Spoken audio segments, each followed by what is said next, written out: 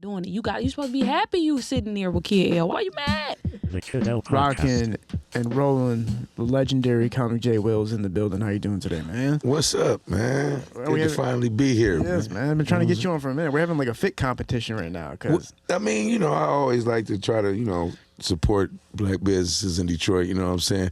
This is my guy, Ruggiero, you know what I'm saying? I know you like people to say what they was the first to do and shit, so I feel like I was the first person to promote Ruggiero on Instagram, you know what I'm saying? So it's only right to, They give you stuff for free, right? Like they just give it to you. Well, it's not necessarily give, but it is the rate that makes it okay to keep buying, you know what I'm saying? And sometimes you just want to show some love, like, okay, how much you want for it, bro? The first time I met you, Mike Epps has opened up a comedy club in Detroit, and I caught you there. Yeah, and we were trying to get in. I was trying to get you on this couch to have this talk with you.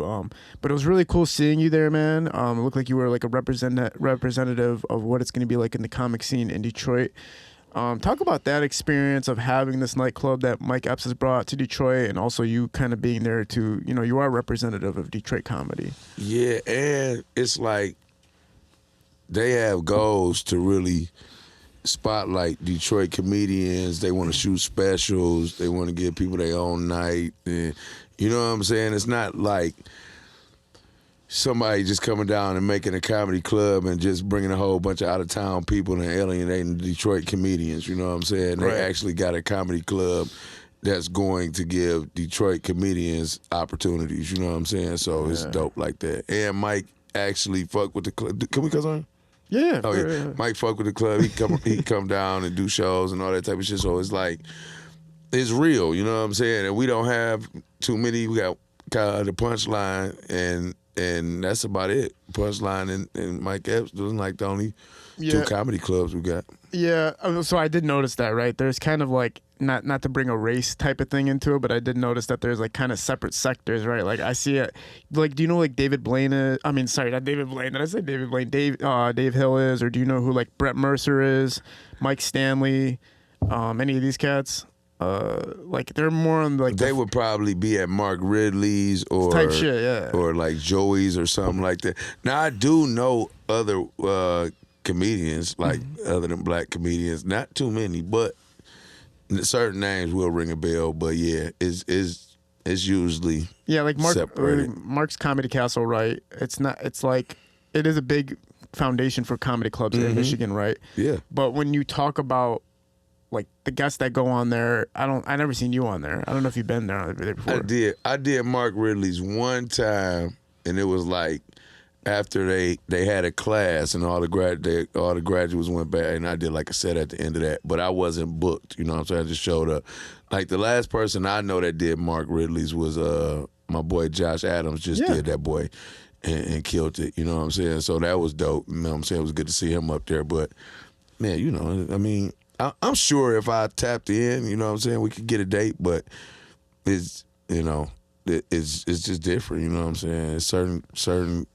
Certain groups go to certain clubs, and like Josh goes to more, you know what I'm saying, well-rounded clubs. I mean, I kind of stay in like the core hood rooms or the bars and all that. He do those too, but then he'll go over and do New Wave or somewhere where all these other comedians is at, and then he gets, you know what I'm saying, to know all the other people, and then you get to other shows and all that. So shout out to him for, you know what I'm saying, branching off and getting those, you know what I'm saying, those looks. But, I love to do Mark Ridley's, you know what I'm saying? The thing is, it's like when you're talking about comedy circuits in Michigan, right? Like that comedy circuit, like if you go to LA, there's a circuit, right? You can go to club to club to club to club, and kind of you can monetize yourself that way and build a fan base that way. Do you feel like Detroit has that same circuit where you can go around and build a fan base and actually develop something here like that? Well, you can, because we got comedy nights every night. You know what I'm saying? Like, we got Bakers on Mondays with my boy Fago host that. Then my boy Mike Larry got a room at One Mic actually on Tuesdays. He also got a room on Wednesdays at Punchline. Then I forgot who got Thursdays, but then Punchline got shows all Friday, Saturday. Tony Roney got starters on Friday and Saturday. Mike Chase got a room on Saturday. He got some other rooms too. I don't, but he got a lot. Mike Chase got a lot of rooms. So, I mean, everybody doing something. You know what I'm saying? To where you can hit these rooms on a consistent basis, to where people know who you is. You know what I'm saying? As long as you funny, they'll mess with you.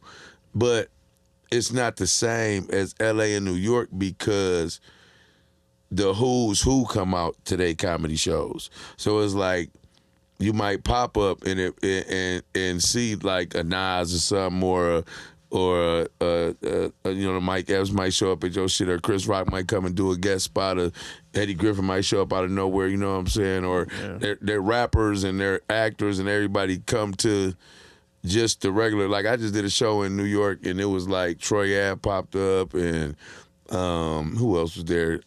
Brandon T. Jackson popped up. Somebody, it was like a lot of people just ripped Michaels off wilding out. It wasn't crazy like Jay-Z didn't come, but you could tell like it's still some of the who's in that city will pop out, and you might get a shot that night to get seen by somebody that might, you know what I'm saying? Yeah. But here, you know where everybody going. Like if it ain't the shit that's popping at Little Caesars Arena or whatever Cavs out doing or whatever the top rapper doing, the Babyface Ray or you know where we going. You know what I'm saying? Yeah. We pretty much going wherever the sweetest shit is that everybody else going to. It's the white party. Oh, we all going to the white party. It's the black party. It's very, very seldom do we go and just do something alone. Yeah. And that's why it's so hard to get a lot of movements going, because too many people are scared to just go and do that shit by themselves. Oh, they look fun, but they want to do what everybody else doing. You know what I'm saying? So yeah, like what's popular today is what I'm gonna do. Everybody else is going to do it. I'm gonna do it, even if I don't care about it. Everybody else is there. Everybody else doing it, so I'm gonna go do it. You know what I'm saying? But it's like you don't even like that music, or you don't even like that genre or what's going on, but you going. You know what I'm saying? And that's what's really kind of weird in Detroit is like everybody the same nigga. Like it's like we can't all be the same person. You know what I'm saying? Like somebody gotta be, and I'm falling into the shit. You know what I'm saying? I'm in this bitch with a jogging suit and some yays on, like, so I feel like, but at the same time, bro, somebody gotta change the narrative where everybody is just comfortable in their own skin instead of feeling like we all got to be the same motherfucker to be comfortable. You know what I'm saying? Right. And I get it. You know what I'm saying? We basically, this whole city is scared of getting roasted. Like that's the biggest fear in the whole city of Detroit is being caught somewhere and a nigga getting on your ass and roasting the shit out of you. So that's what most of the shit in this city is built on. That's why niggas dress the way they dress, because they don't want to get roasted. That's why niggas know how to fight, because if you get your ass whooped, you're going to get roasted. You don't want to be a whole ass nigga and you don't want to get roasted. There's two kind of rules around this bitch. Niggas don't blow bad weed because they don't want to get roasted. Right. Everything is about, let me think, in Detroit, everything is about getting roasted and basically with the hoes, you feel me, gonna think about some shit. So you don't want to blow bad weed around the hoes because you're gonna get known as a nigga with bad weed to the hoes. You know what I'm saying? Like, it's just nobody like just stand up for themselves like, I mean, I smoke bad weed. You know what I'm saying? Like, cause at the end of the day, you do, nigga, or you would never have it. Yeah. But not because you're around everybody else, you want to try to act like you blow Zai, but you don't. So just say that, and we just know, okay, I don't want to blow with dog, but I ain't tripping on you, because that at least you bring in what you can afford to the party, and you're not trying to smoke my shit up. Yeah. You just smoking what you can smoke up by yourself, and I respect that. So I will let you hit the good weed too, because you wasn't trying to, and you still smoking your bullshit. You know what I'm saying? Yeah. But I just want that guy like, yo, yeah, I still blow terrible weed, and then just let that be that. But you know, everybody feel like they got to show off for everybody, man. But you're talking about maintaining an image at the end of the day, right? Yeah, it's like, just imagine having to, you know how many times I showed up to a show and my fit was more than what they was paying me just to look like I'm doing, like, there's so many rappers right now, bro, that could be so much further if they, like, but it costs so much to just start rapping. Like, you got to get your kit and everything first. It's like, so when do I get to actually just, when do I get, like, because as soon as I get some money, Now it's like I got to buy more stuff and more kit and this, and I know how much shit costs, bro. So if these motherfuckers is really spending what that shit costs, these niggas is down there walking around with, let's just say, $7,500 daily. So, you know what I'm saying? Yeah. I don't know how good your deal is, my boy, but that shit is dwindling, you know what I'm saying? So once motherfuckers could just be, imagine if you was just, if none of that shit mattered, bro. How much further ahead you could be. You could be buying cribs, you could be helping the homeless, you could be, you know what I'm saying, looking out for broke hoes that need a little assistance or whatever. Like, you could be doing so much more, bro. You know what I'm saying? But you let everybody convince you that you have to put this shit on. You got to drip, you got to do this, you got to do that. And that shit don't do nothing but make a whole nother family that don't give a fuck about you rich, bro. Yeah. You know what I'm saying? So in so many words, I look at it like this. Would you feel like I was stunning if I was just on the gram handing Louis Vuitton $100,000 without getting nothing for it? Like, here you go, bro, I'm just giving you some cheese. Yeah. Is that the same thing? Because that's all you're doing, you know what I'm saying? So without the clothes, here, dog, $100,000, like, and I don't even know you. And we got everybody in Detroit. You know how many people complain about how much Rogero charged for clothes and then go to Somerset and spend dumbass amounts on shit? Like, well, you don't even know these people, and it's all clothes. The shit don't even be. I ordered a Supreme shirt before, or one of them shit came in on a Gildan t-shirt. Like, so they don't give a fuck about us, bro.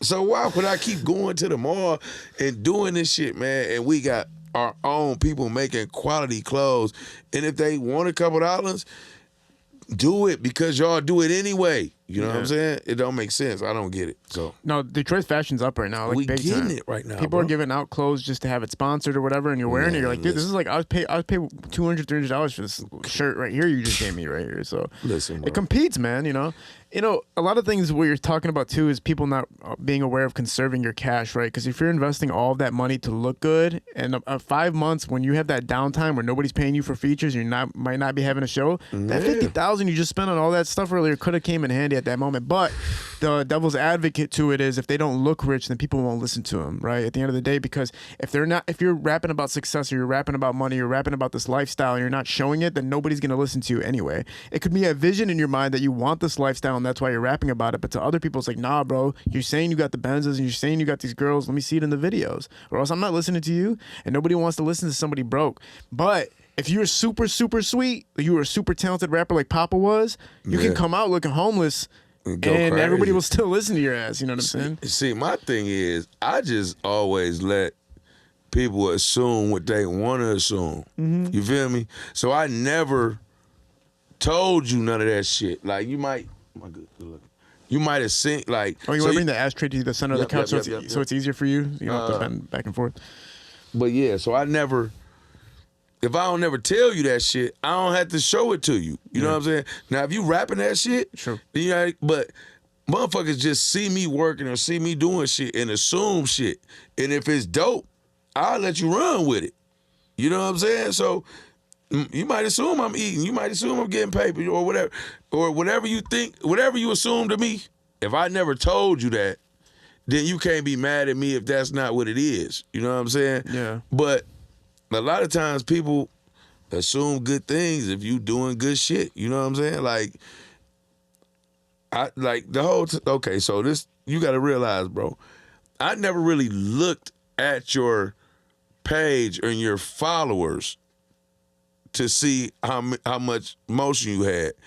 I just assumed that you was the biggest shit on Instagram, because of how much you was on my news feed and how much everything I was seeing was Kid L, somebody on Kid L couch, somebody on Kid L couch, everything. It's like, so who is Kid L? Like, it was like you was No Jumper or anybody else. So it was, before I even, like, I didn't know how many followers you had. I assumed you had millions based on, you know what I'm saying?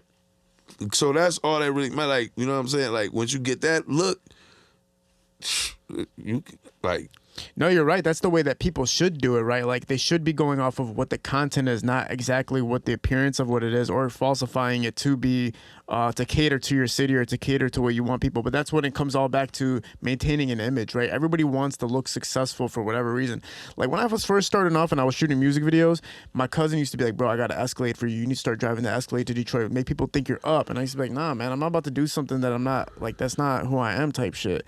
Yeah. Now when I pulled up into the fucking shoot with the Toyota Camry and shit like that, people were kind of like, "Man, we thought you were killing it. We thought you were balling out of control. What the fuck is this Toyota?" And it did hurt me a little bit, but I just kept working. I just said, "Fuck it, I'm just gonna keep working." Well, you gotta understand too. You got like the crutch. Like you got the look in the national. What nationality are you? I'm Chaldean. Oh yeah, so y'all known for bullshitting like and still having some cheese. Yeah. So like a bitch will always give you a chance just based on the Chaldean, like because she assuming like, oh, he just smart with his money. Mm-hmm. You know what I'm saying? Niggas is known for throwing money away. So if a bitch don't see you throwing it away, she assume you ain't got it because of this what we put out there.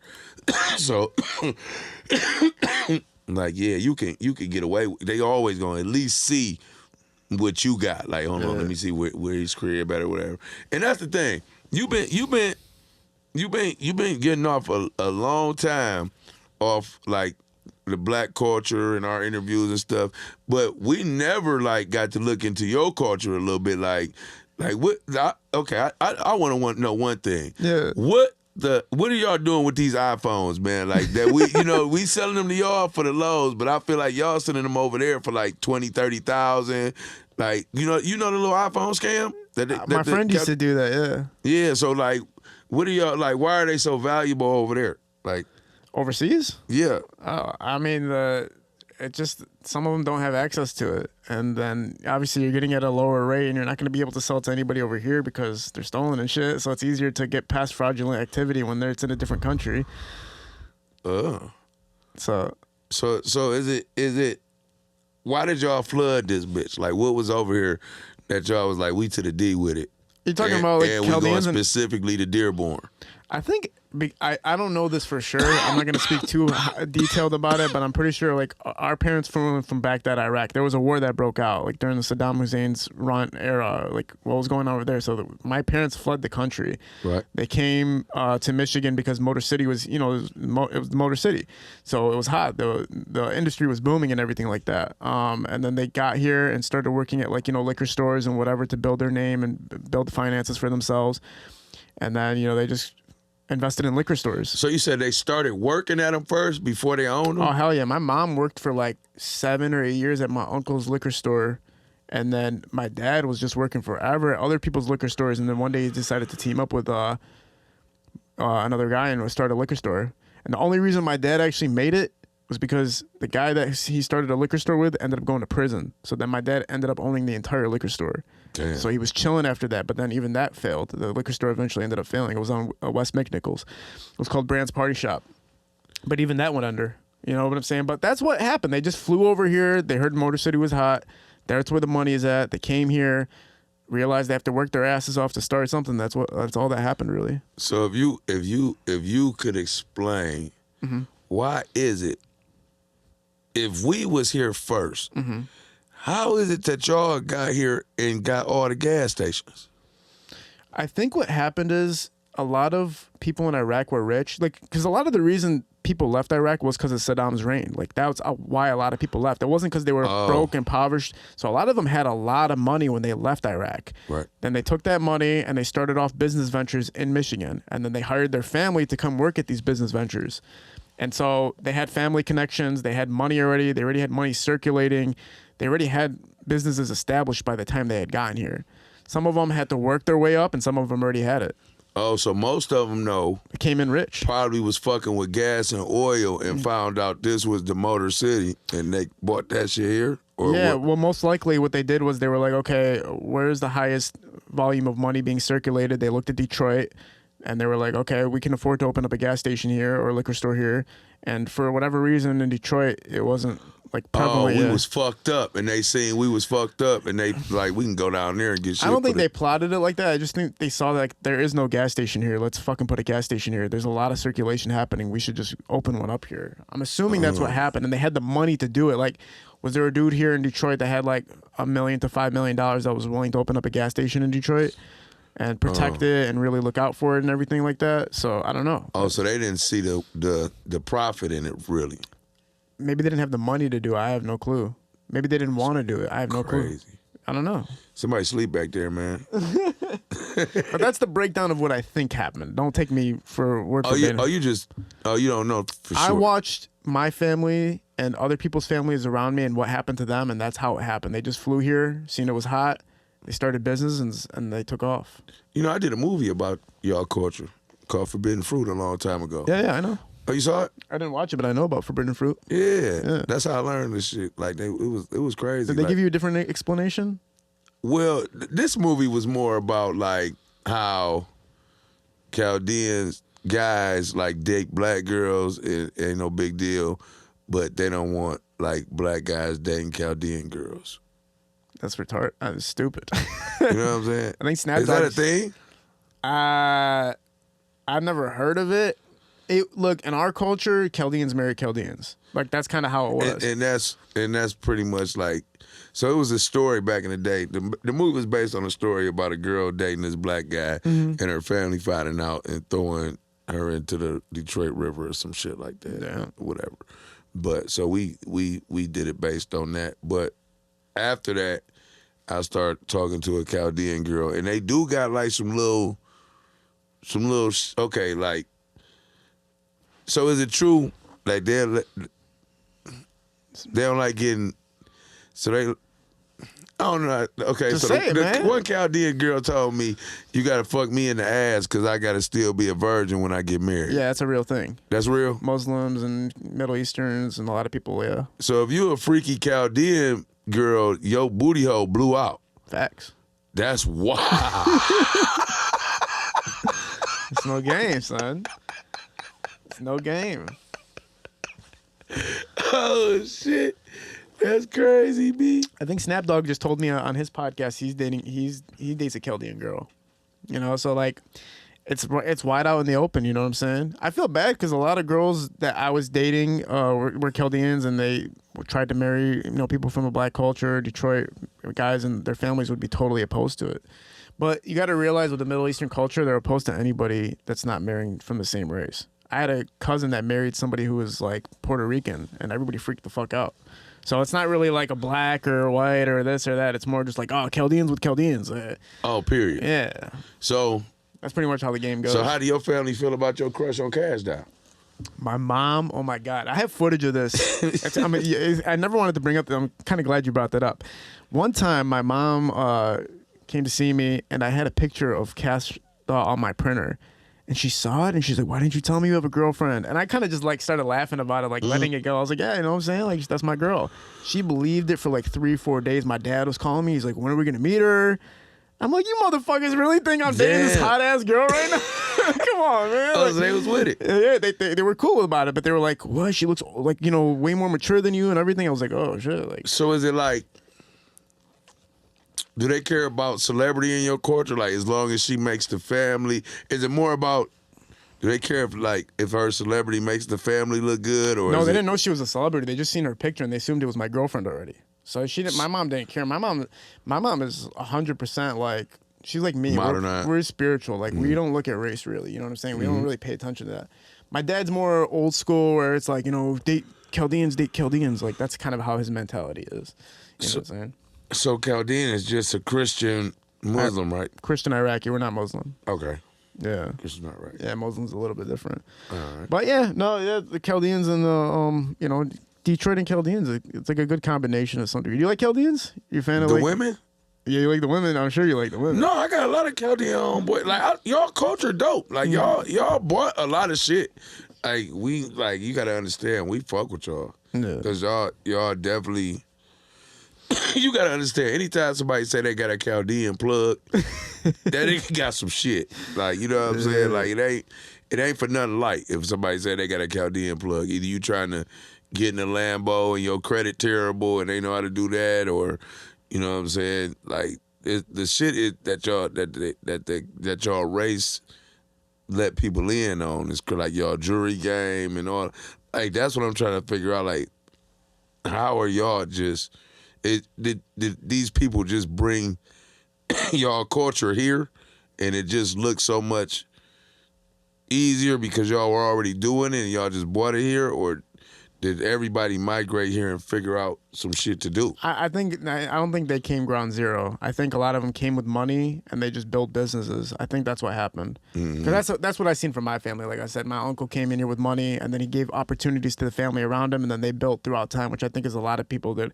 Some people did come here ground zero though. Don't get me wrong. Some people did come here like just broke out of their minds and figured it the fuck out. Yeah. Most likely the guys owning some of these nightclubs and shit like that. Some of those caps I think like really just hustled.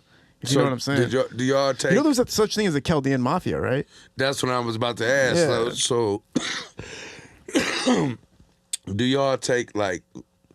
Who did y'all take y'all?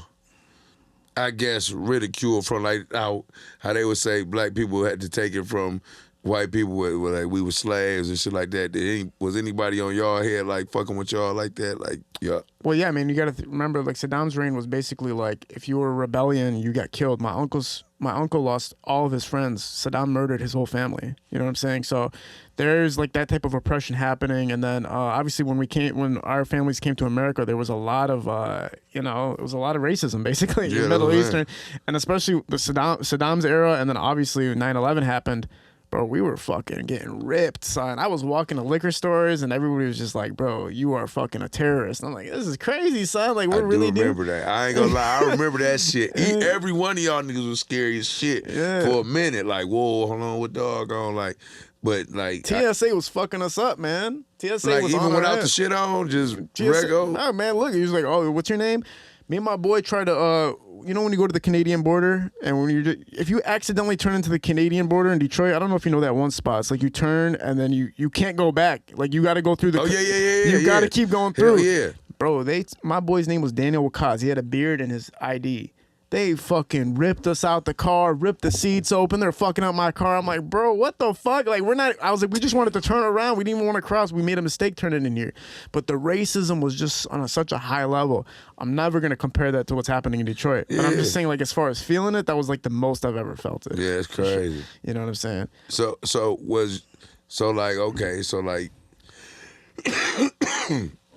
you know, we in Detroit, so we might get approached by like maybe some GDs or some Crips or some IVLs or, you know what I'm saying, that asked us to join a gang or anything like that. Like, so was it any, like, was they on your ass? Like, bro, you trying to fuck with this ISIS shit? Or like, was anybody, did anybody, like, just keep it gangster. Like, did anybody try to fuck with you and see if you wanted to get down? Get down with ISIS? I thought or about not it. even ISIS or some shit. Like, boy, we about to throw these bombs on and fuck around and woo woo. Like, you know what I'm did saying? anybody come at you, or do you got any friends that's with the shits, or any, you feel me? Terrorist activity friends? Not like terrorist activity, but gangster ass Chaldeans like yeah, that. no, for sure. I got a lot of gangster ass friends. You know, it's so funny. A lot of, you know, I'm so close with Sada Baby and Big Squad and everything like that. And people used to be like, "Oh man, what you gonna do? Call Big Squad?" I'm like, bro, before I call Big Squad, and I love them to death, but before I call them and waste their time, I got something else for your ass. But no, the Chaldean Mafia was a real thing, bro. The Chaldean, there's people in prison to this day, members of the Chaldean Mafia. From here? Yeah, from Detroit, bro. Straight up. So who is that guy? Like, who is, you know how they talk about Pablo Escobar and all these, like, who is the Chaldean Mafia nigga like that was getting off? So there was the Chaldean Mafia, and the reason I don't bring up their names, we actually tried to do a documentary about them and actually go to the prison and interview these people. You know what I'm saying? They're still alive? Yeah, they're still alive. And out of nowhere, they cut everything off. They're like, no more talking about this. Don't bring up shit about it. We will hurt you if you talk about this. So, damn. Yeah, the documentary got so far along, but then out of nowhere, it was just like, boom. When it was sad to hear their story, because it was just a bunch of broke-ass kids that found drug dealing as a way to succeed in life. You know what I'm saying? Like, that was the only way for them. It was sad. Hold on, but why we still talking? If they gonna fuck us up, why is we talking about it right now? What do you mean? Oh, just don't say names. Just don't say names. Yeah, just don't say names. We're good. Yeah, you're good. You're good. It's on me. It's on me, Jay. Now listen, man. I like the questions, man. But right, I come think on. people want to watch this because of you, bro. All right, come on. You Let's, know, all right, Jay now, Will, let's get man. into Jay it. Will's I'm on in the the Katt building. Williams this year. I want to say something viral. Ask me something. Obviously, everybody knows you buffed up, bro. You know what I'm saying? Yeah, You got yeah, Mule. yeah. You know what I'm saying, man? You got the weed bar. You've stamped your name in the city. You've made legendary content. You've been in movies. You know, talk about your start. Let's talk about the start, man. Let's talk about the start of Jay Will. Where are you from, bro? I'm from Balfour and Meringue on the east side. You know what I'm saying? So that's not Detroit, then, right? that is Detroit. Hell yeah, it's super That's right there. So on the west side or east side of Warren? No, talk about growing up there, man. What was it like? So it was just regular. I ain't gonna lie. Like, I wasn't one of them kids that got off the porch early. Like my mama was kind of strict and shit. Like I had to be in the house early. We used to go to church and all that type of stuff. So, you know, but I knew everybody. You know what I'm saying? But I just wasn't in shit. Like I might be in shit for a little while, but I wasn't the nigga that was always. Like, if y'all ran Bustos 7 times out the week, I probably hit once, you know what I'm saying? Because I snuck out and did some shit, or I wasn't never with none of the street, like, you know what I'm saying? Other than maybe shooting dice or something. But all the extra shit, like, you know how you got the one niggas that's like all the way, like, man, this nigga going to jail or dying. And then you got the niggas that's just cool as hell, like they might smoke weed, fuck with the hoes, and be bad in school. And then you got the all the way square niggas. I was just always right there with the niggas that was just blowing weed, cool as hell, fresh, fucking with the hoes and shit. So I knew I never wanted to be this nigga, you know what I'm saying? But them niggas too corny, so I just, you know what I'm saying, right there in the middle. You found a way to just balance between them. Yeah, you know what I'm saying? So I can always fit in any situation, because I ain't never gonna not be me. So once y'all niggas say, yeah, bro, you better go kill this nigga. All right, I'll holler at y'all when y'all get back. You know what I'm saying? I'm not doing that. I don't even ask me, come get me for shit like that. But like, we better go fuck with the hoes. I'm with it.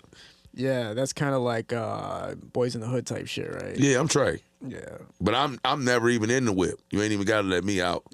I know I ain't going. Fuck Ricky. Ricky gone. Like, you know what I'm saying? Like, I can't do nothing for Ricky. Like, and I'm about to go to jail. And he already did. Like, what is that gonna do? You know what I'm saying? Who gonna be around for Boys in the Hood too? Man, yeah. Those movies, Menace to Society and Boys in the Hood, are insane movies. Like to be in a car and somebody's telling you to get out of the car because they're robbing you, and you just stay in it. And you're like, you're not gonna take my car from me. It's crazy. Like it's like Buffs, right? Like look how crazy Buffs went. Like if you steal Buffs from somebody, there's no like there's no pass, right? You gotta understand, man. It's probably the same 10 pair of buffs going around the city. They just keep getting stolen and passed on. Like, you know,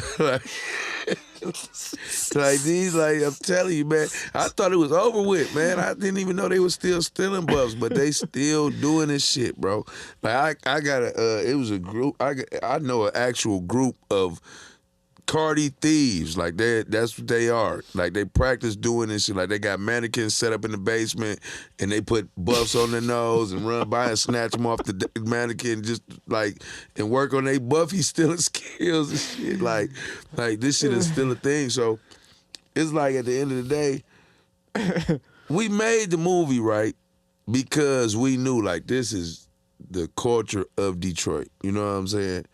Like, until this day, no city has made a movie about their culture that was that real. That's why the movie is that popular. It's simply because of the history of Detroit is all the way through that bitch. If you get a pair of buffs, you go from being a regular ass, you know what I'm saying, to, oh, okay, we're doggone. Like, they at least gonna try to see if your shit real.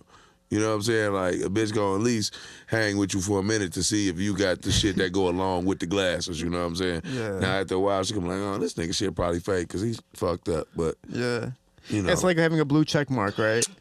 Fuck those now.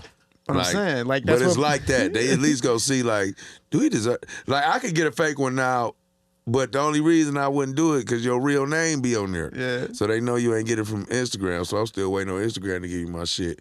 But niggas would probably believe it. Like, oh, okay, Jay Will finally So get start his check. scrolling and looking at what's the behind the content, right? Like, fuck So it, yeah, bro. you could have the buffs on. That's the access point, right? Like I got money, but then they could look at your car or your house or where you're at, or Yeah, your man. credit score.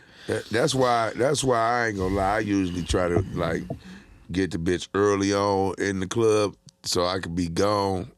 You know what I'm saying? So you just left with what I was in the club. Yeah. You know what I'm saying? That's why niggas really pay all that money for they fit and all that because your car don't be inside. You know, that's a bitch don't. Nigga, I'm outside the bucket, but I'm in this bitch looking good, bitch. So what's popping? So you think like, I mean, I was on that type of time too. When I had my 2 weeks of fame, I was on the lie about everything type time just to get the bitches. Like I was just lie about everything, just fuck it all. Just, You know what, bro? So what it is? Hey, wake that guy up for me, man. Nigga, loud as hell. Wake that up. So, no. So this was the thing. I never figured out how to do it, kid. So it's like I wanted to because I saw people doing it. I'm like, oh, I wish but I never knew how to like tell a bitch like, yeah, I'm gonna put you in buffed up 3, and I don't know how that worked. Like, so I'm like, I don't know what lies to tell or which ones work or like. So that was the thing, bro. So it's like I wanted to do it, like, but I didn't know how to like use shit. Like I didn't know how to tell bitches like, you know, I'm a nigga from the movie. Like, what's poppin'? Like, I could put you in some shit. I get your followers. Like, if somebody gave me the line to use, I would have been using it. But I like. but you didn't have to though, right? Weren't you just like chilling? No, anywhere? I was getting off on the rego, just them knowing that. Yeah. But I'm saying like, you know how people, it's certain niggas that just go up and tell bitches who they is, and it look wild to me, but it worked. And you be like, oh, that shit looked corny, but it worked for this nigga. So should I do that or just? That's what I was doing with social media. Yeah, like if I had something going on, I posted on my story. I had a whole system behind it. You know what I'm saying? Yeah. The girl responds to the story, then you ignore her like the first 2 times. Then I'm going to Lil Wayne concert tonight. Post footage of the Lil Wayne concert. You know what I'm saying? Damn. Why did you take me? I'm like, well, next time come pull up on me, and then she'll pull up. Like I was good on social media with that shit, like really good. And they were never gonna come to that Lil Wayne concert. I was never gonna take you to a Lil Wayne concert. Like, that was just how I got you. You know what I'm saying? But I couldn't understand it for you though. But you didn't have to. That's the beauty. Yeah, that's what it was. I was tripping, kid. Like I ain't gonna lie. Like I know a lot of people probably don't hit their fans, but I was convincing myself like, man, they just like me. These bitches like, but no, them bitches do. Like, We're talking about the buffed up phase of fame. the buff like the buffed up was just the beginning part. Yeah. So that shit, that got it popping. But the Instagram shit, like the where the hoes at and all that little shit, that was a whole nother thing. And then the radio shit, then a couple more movies, and then the weed bar shit, then we got on the news and all that type of. So it was like my motion kind of be like, imagine a rapper that only drop in the summertime, but it's always heat. You know what I'm saying? Like a Fabulous or somebody like that. Like I might not flood your ass at all times, but I always make sure when I do put something out, it's some quality shit. You know what I'm saying? So, like, from buffed up till now, it's always been just a consistent like certain hoes that like me. You know what I'm saying? Like I ain't gonna lie. Like I made it to like the 8. Like I'm an 8 nigga. Like I always get an 8. Like the 8 bitch. Like now the 9s and the 10s. I could jump out there every once in a while and grab one of them. But if I'm dating a chick, she 8ing up for sure. Yeah. You know what I'm saying? Like taking her out in public, you mean? Yeah, like I'm at the movie or I'm at the awards or I'm at anywhere with this, like, you know what I'm saying? I got her. I got that one like that. And then the ones I hit, man, some of them be, but then I got a couple that I like. 3s and 4s? I got a couple that I'll blow they shit out if they tell somebody I fuck. Whew. Like, bitch, I wish you would, like, you know what I'm saying? Talking about 3 or 4 or 5 or? I don't know if I hit a 3 or 4. I definitely hit a 1. What's a Look, 1? John Goodman Ooh. with a wig on. Straight up. Backseat. I ain't gonna lie, man. I didn't smack some like I didn't hit some shit when I was walking out the house and I was making sure nobody seen me coming out that bitch. Like I'm like, please, nobody never figure this out. And I was hoping she ain't tell. But then I ain't gonna lie. This when I knew I hit a girl that I ain't had no business fucking with. When I knew that nobody would believe her. I was like, I just lie and say, ain't nobody gonna believe I hit you, bitch. You look wild. Like, you know what I'm saying? So that's when I knew I was getting out of control, man, because I was really letting bitches get notches on their belts that they didn't deserve. But as soon as they be like, oh, ain't you away from buffed up? I'm up and dick on them. I was like, yes, with dick out when they ask me. Because I already know what it is. Like, I was fucking my fans, bro. I'm just blessed that nobody did nothing to me. Because I'd be pulling up at these hoes' cribs and not knowing what's going on. And it don't even look safe. It looked like somewhere I shouldn't be at. But I'm just over there thirsty. Not even thirsty, just wanting some ass. You know what I'm saying? Yeah. I don't believe wanting some ass is thirsty. I believe I'm supposed to want some ass. For sure. You know what I'm saying? So I was liking who liked me. And sometimes that shit not good, bro, because I had some terrible motherfuckers liking me.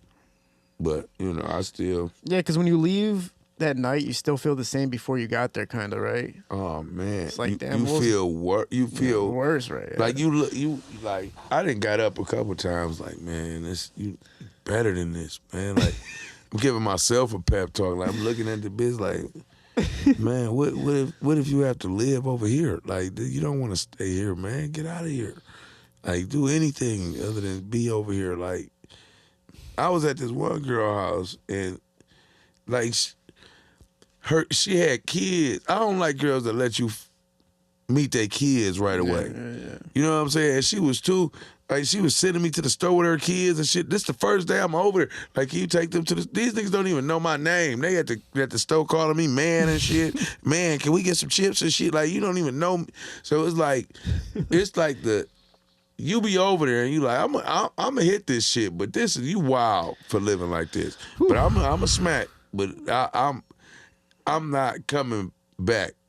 I mean, I might, but I'm gonna have to be in a drought to come back. Yeah. You know what I'm saying? Like, it's a couple that you be like, I'm never coming back. Like, you ever told yourself, I ain't never coming back over here, and then get that one 4 o'clock in the morning. Man, ain't nobody picking up. And you just call the bitch like, you want something from the county? You know what I'm saying? I've literally, I'm embarrassed for sure too. I'm embarrassed, like, some of the things I've done, but you know what happens, right? Because, like, when you get a level of stardom, nobody gets the access to women like men who has stardom, right? Yeah. So when you're experiencing that thing that nobody else gets to have, Comic J. Will can literally go on Instagram, message 100 girls, and at least 25 of them are going to respond to be able to hook up with. No other man gets that unless he shows, like, a fancy, crazy, rich lifestyle. There's only 2 types of people that are going to get it. The average Joe, even if he's a good-looking dude, isn't going to message 100 girls and get back even 5 replies.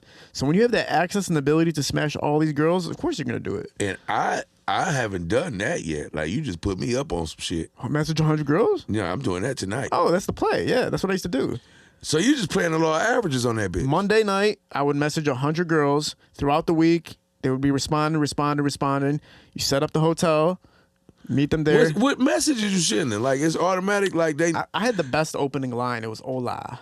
Hola, H-O-L-A. That was a good opening line because nobody. But you're not Spanish. That's what I'm saying, son. But nobody was saying. That's why nobody was saying it though. Nobody was saying that. So you getting hoes off the hola and they responded. I was saying hola, and okay, my real breakdown. What I would do is this: I would say hola, then the girl would respond. Then I would post like 5 story posts, me doing some crazy shit, and then she'd be sitting there like, "This motherfucker's doing all this, is not responding to me." So the girl would get more attracted. Like, he's working, he's out here, he's doing crazy shit, and I messaged him 3 days ago. He still hasn't responded. Message her day 3, day 4, like, oh yeah, I'm about to be in town for a little bit if you want to see me real quick. What do you mean, where you going? I'm going back to LA. So, you know, on Friday, if you come see me, come see me. If not, it's all good. And then boom, every Friday. Oh, so you can act like you in here by the town, so that's why you got a room. Yeah, and women like that too. They like thinking you're going to leave because they don't have to worry about getting attached to you or dealing with you. They think you're gone. Oh, It was fire. Out of here. I was fired with it, son. Kid L just gave me the I'm game. saying, was I don't stay in Detroit no more. But you're comic J. Will. You can. I don't care. I still want to use the Kid L game. That shit sounds sweet as hell. It was like the best, man. telling hoes I gotta fly back out to Budapest. Like All that type of shit. Remember Adam Sandler in 50 First Dates? He was on a date with a girl and then he jumped on a jet ski and dipped. He's like, Yeah. he was saying he was an FBI agent. What? Yeah, That's how I man. wanted to live my life, bro. Hey, I ain't.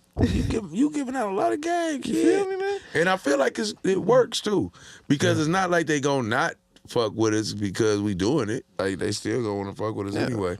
You know what I'm saying? Because I seen you get off. Like I seen you like at black nightclubs and shit. Like the bitches love you. You know what I'm saying? Oh, you know what I'm saying? So like when yo like what do you think your biggest like? After what interview did you like, oh yeah, I'm getting his ass So now? I had last year I had 2 weeks of fame where I was straight up, my DMs were exploded. I couldn't even answer them type shit. I think it was kind of after the Cash Doll interview. Yeah. My my DMs were just runned up and I was famous for 2 weeks, bro. I was like walking like bad shit though, like cold shit in your inbox. Oh, it was cold. It was all cold. It was all crazy. It was all girls that were like, oh, I always wanted this interview to happen. I can't believe it happened for you. This is amazing. All that type of shit. I'm walking out in the street. People are pulling over their cars, shouting my name out. All that type of shit. And people are catching the shit on camera. So I was on fire, son. And I was just smashed. So do you fuck the little bitches that be on this couch? Like that do the No, I've never messed. messed with a girl that never messed with a girl that I done an interview with. You guys good? What's wrong? Huh? Oh, you guys good? Oh, my fault. No, I've never hooked up with a girl. There's girls who have tried to hook up with me, but I feel like, man, these girls have too many boyfriends that I know, and I'm not fucking with nobody's. I'm not fucking with the Detroit rapper's girlfriend ever. In a million years, I will never hook up with the Detroit rapper's girlfriend because you know where you're gonna end up, son. Detroit rappers be having girlfriends? You know what I'm saying? They're baby mamas, whatever my kids yeah. need. Yeah, I'm saying. I only know a couple Detroit female. Like I know Jasmine Renee. You know what I'm saying? Me and her cool. Who else? I know Cash Doll cool. Yeah, you got Pretty Brave, A Vanilla. I know Isis. I know Pretty Brave. No, Pretty Brave is that who? Never mind. I don't want to talk about no beefs. But yeah. Oh, I remember Molly Brazy. That was my own girl. You got Rocky Bad. Rocky snaps. Yeah. Who else? You can't mess with. I know a lot of sweet females for real that I'm missing out right now, but you know. Talk about just for people who are such a fan of just the movie itself. I know you probably talked about Buffed Up 1,000 times, bro, but there's people who are definitely watching this and just want to get insight on it or kind of give them a little memory of it or what it was to you. Man, do you know? This gonna fuck you up, right? But it might have been the end of the movie before I even knew what the fuck the term buffed up meant. I didn't know what the title of this movie was about. I knew we was talking about Glad, but I still didn't put two and two together. Like, oh, buffed up mean you got buffs on. Like, I thought it, like when I said that we about to work out, like I really thought it was a movie about going to the gym or something or getting buff. I didn't know what the fuck this movie was. So what nobody really know is, bro, I never read scripts. You know what I'm saying? Out of all the movies I've been in, bro, I've never really known what the movie is about, the ending or any of that shit. I just kind of get the blueprint through rehearsals and I feel my way through that motherfucker, right? So we wasn't even about to do Buffed Up at first because I was late the first day. And T was like, man, I'm not about to deal with this unprofessional shit. Shut it down. We ain't doing it. You know what I'm saying? So I went to him like, bro, I promise you, turn these cameras on, bro. We gonna make a classic. Just give me a shot. So he gave us a shot, turn it on. You know what I'm saying? It was just magic when the cameras came on, like that first day, me, Jackpot, Shamar, like we like the chemistry, and then the behind the scenes was better than actual shooting, like just the roast sessions and me and Jackpot rap battles, and You know what I'm saying? The whole everybody in Southwest showed up to that shoot, bro. Like we was legendary. Like we had a little. I'm talking about we was through there. We was in the project shooting at one house. Then we had a little house like a couple doors down with a couple little. I ain't gonna call them no hoes because they was nice young ladies. But in any other situation, they would be the house. You know what I'm saying? And it was like a little house full of them, like a 4-piece. They used to take care of us. You know what I'm saying? Sometimes they make little sandwiches or whatever. We go down and fuck with them and whatever. Like, but everybody show up. We gambling, chilling, and it was lit. Like we had to worry about shit. Like everybody was straight. So it was a real. And we had so many. Like, if you go back and watch that movie, bro, we had some of the coldest little females in that movie. Like, before that, it really wasn't no cold chicks in movies. Like, that was like the first little movie where it was like, damn, y'all boys had all the hoes in that bitch. You know what I'm saying? And we did. It was some shit in there. You know what I'm saying? Yeah. But to this day, people still think that bitch just dropped. I got people coming up to me like, hey, bro, I just seen that buffed up. Like, that bitch fire. Or niggas be like, well, when you dropping something else? I be like, boy, I got 4 more movies out. What are you talking about dropping something else? Like, they just stuck on that movie, bro. Like, it's people that tell me they watch that bitch every night before they go to bed. They watch it at the motherfucking plant all day and all. Because it's like, it's nothing that real, bro. Like literally, in this city, these glasses is serious, bro. Like, they do something for you. Yeah. You know what I'm saying? And you're not going to tell me that we didn't boost the price, the sales of Cartier up. Like, when that movie came, like, Cartier sold glasses based on that movie. You know what I'm saying? For sure. And they got to say something about it because it's nothing else that came out that gave y'all a push like that. Like, ain't no song came out, ain't no nothing like that gave y'all a bigger push than niggas actually making a movie about your product. You know what I'm saying? Ain't no bigger commercial than that in the world. The whole movie about your specific brand of glasses. Yeah, they could have at least sponsored the Could have parts. reached out some. Part we 2. got $1 million for part 2 and a custom pair of buffs for the cast, or Facts. you know what I'm saying? But Have you ever seen that's a good point though. Like, if they just said like we got buffed up too, like we'll cover it. We're gonna put $1.2 million on it or something like that, and just pay you guys. You know what I'm saying? oh man, But nobody's thought about doing it. Like, you guys? no, haven't we're done doing it. We're doing it. Oh, We're Buffed not Up 2's waiting on coming it. up? Yeah, we're doing it, bro. Like That's good. Like bro. the people waiting on it. It's just about getting the script perfect, all the paperwork together, and you gotta understand, Moolah is a big ass studio now, so there's consistent films being pushed out of there and all that type of stuff. So we gotta actually figure out when we doing it, what script we doing, what cast we putting in there.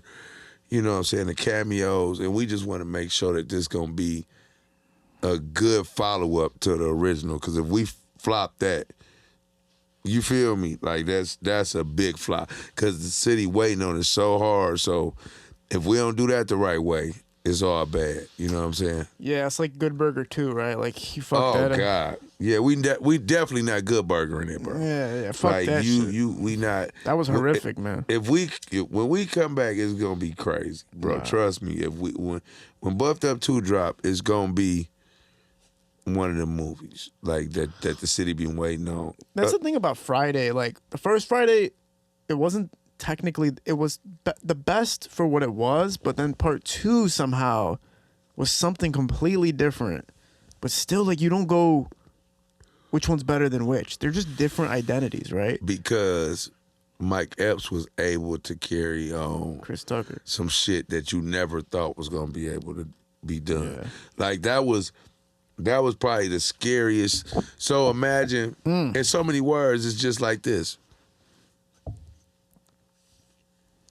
It'd have to be, so imagine me not doing Buffed Up 2. Like, who could come in and you be like, oh, okay, that was still straight.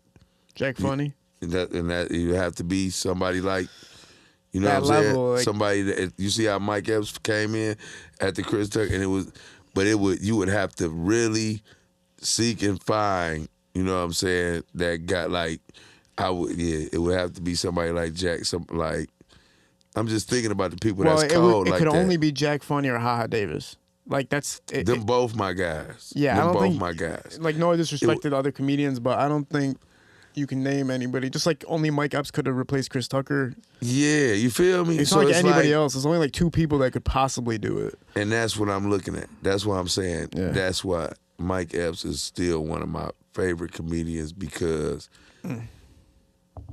he didn't.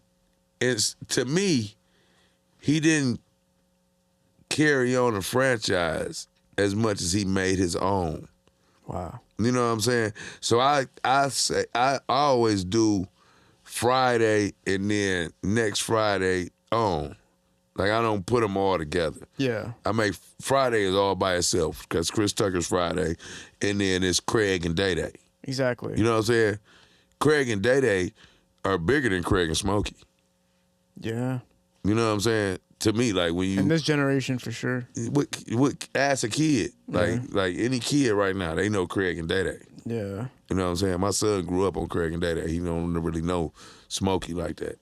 Yeah. So It is crazy, man. It is crazy. And then, it's like you're saying the sequels need to be so strong that, even if it's not a sequel, more so that it's its own new identity of what Buffed Up 2 is, instead of it being like this is part 2, just like next Friday isn't really an exact identity to part 1. It's just like this is another one of these. yeah, and we talked about that. We talked about like maybe passing it on to the younger generation and letting them carry it on, or just being in there doing cameos along with them or whatever. So it's like, it's a lot of ways we're thinking about doing it, but it's got to be done simply because the people want to see it. You know what I'm saying? What's been like the biggest moment for you as far as gaining some type of acknowledgement as a comedian from Detroit? Has there been I know Chris Rock shouted you out. I know Angela Yee's out and was out there co-signing you, and everybody's really supportive on these mainstream levels. Mm-hmm.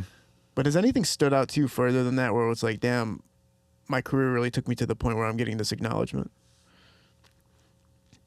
I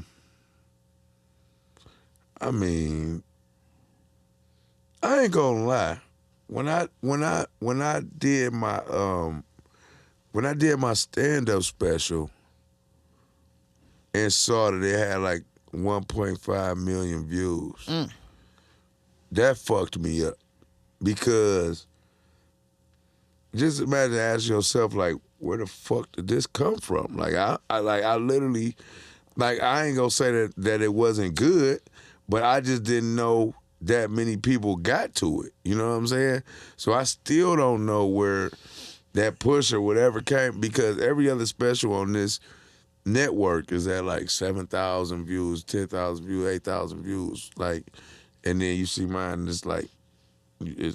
So I'm like, what the fuck really, you know what I'm saying? But go watch it. It's decent. Do you think that somebody pushed it? Do you think like maybe I really don't know what happened. Snoop or somebody reposted it or something? It's crazy. I don't know what happened, bro. I don't know if somebody put some bots on it or what, but Nah, probably not, man. But I just caught. But it's pretty dope, man. If you get a chance, go on, Like, on YouTube. Type in Comic J Wills. We had a clip skyrocket one time, and I didn't see it happen. I just knew one day it was at like 2,000 views, and then the next day it was like 500,000 views, and then I figured out the next day that Snoop Dogg had reposted us, but he didn't tag us or anything. Yeah. But it was just people in the comments saying who it was, and like I would never have known if I didn't like just dig a little bit deep into it. So somebody could have seen your special and put that bitch into circulation somehow. Man. Because it's all type of shit happen organically like that. Like for instance, like we did the 420 bus, right? And we was, just doing that shit, we do it every year with the weed bar, right? And then we had Charlie Langton come on and do an interview or whatever. That's funny as fuck. And that shit made it all the way to Jimmy Kimmel. Like we didn't send shit to Jimmy Kimmel or nothing. We don't know how the fuck it got there or whatever. We just looked up and we was on Jimmy Kimmel, you know what I'm saying? The candy bar was on Channel 2 with Charlie Knight, and then something happened where they said it was too strong. They took it off the market or whatever. But that really blew our shit up. Like, niggas was trying to get the band one. Like, bro, let me get the one that they took off the market, the super strong one. But this bitch still like that. Like, I wish I would have I should have had you eat one before the show started to see I what had it one did at to you. Dawgface. Me and Dawgface Calderon did an interview, and weed bar chocolates were on the table. Yeah, this what made his face like that. Yeah. No, I'm just playing. Dog. Nah, man, Dog likes Dog a good gonna ask joke. me to catch the fade like Dog he did likes a Whack good joke. 100. Like, catch the fade. Dog is relentless, huh? Hey, Dog wanted to beat Whack 100 ass, dog. Yeah. Did Whack ever come back and say he wanted to catch the I fade? don't know, man. Like, I think he goes after people, and I don't know if they're listening or not. I mean, they must be listening because he keeps doing it, but I'd be scared if I was anybody going against Dog. I'd be scared. Like the way he was talking, like bitch ass nigga, y'all. Like I was like, damn, Dog really mad at cuz. I know Dog behind the scenes. Like a lot of people don't get to see him like in person, and I'll tell you, he is somebody to be afraid of. Like that is not his character on here. Is not a character. That's really him. And he's really like that outside of camera. Like I can't say stories of what I've seen, but I've seen things where I'm like, oh, you really do that. Like that's really just crazy. Like I'm scared. I'm scared of you, my friend. Oh yeah. Well, peep this though. What's the main camera? Check this out, dog. Hey, I ain't scared of you, fam. You know what I'm saying? Like. I believe all your stories and everything, but I fear no man. You know what I'm saying? Because no weapon formed against me shall prosper. What about nigga go to the Bible after you say some shit like that? Yeah. No, dog, no, I ain't Screaming peace after you start some yeah, shit. no, you know I'm talking shit, man. I remember, but at the end of the day, you know. I remember one time there was a rap beef going on Instagram, and I got involved in it somehow. I don't remember how I got involved in it. I just said some shit. And Yeah. I remember my DMs the next day had me going on like Jesus Christ, like, oh, we are all brethren, like, you know what I'm saying? Everybody cool out, you know what I'm saying? Like just peace and prosperity. That shit, Detroit, you know what? I feel bad for comedians because in Detroit or in any type of maybe area where there's like, well, I got to be careful with my words. ahead, man, just I was say going it. to say like, when you come from an area and there's a lot of people that are very honorable about their name or honorable about the culture or representing the culture or the city itself. Yeah. It makes it harder for a comedian to fuck around, right? It makes it harder to make some jokes that you really want to say. You really want to say this shit. You know it's the truth. But there's a dude in the audience or 20 dudes in the audience that be like, you better not say that shit because that's us. Like, we are that. Well, you know what, bro? That's why I love Detroit recognition more than anywhere else, because you got to get to the point where these niggas allow you to get away with shit that they don't let other people get away with. Like, I've really literally been stamped in Detroit, bro, to the point where niggas know, okay, let him tell his jokes, bro. Like, they jokes, we fuck with him. This our comedian from we fuck with him. You know what I'm saying? So I could get away with a lot of shit that a lot of other people probably couldn't get away with. Did it start off like that? No way, man. Is you nuts? I used to have people waiting on me outside with guns and people that threw tables and drinks and all type of. At Mandy's, oh my God, it used to be bad over there, boy. But you know what I'm saying? You keep fighting, and you know what I'm saying? You get to this point, like, and I ain't gonna lie, man. I'm the type of person that I stay out of shit because, like, all them beefs and I don't jump in. Like, you ain't about to tell me that I can't like this nigga song because I just did your video with you. Like, both of y'all niggas shit sweet. I'm not in y'all beef. Like, that's what I don't like. Like, I'm not. We ain't grew up together, man.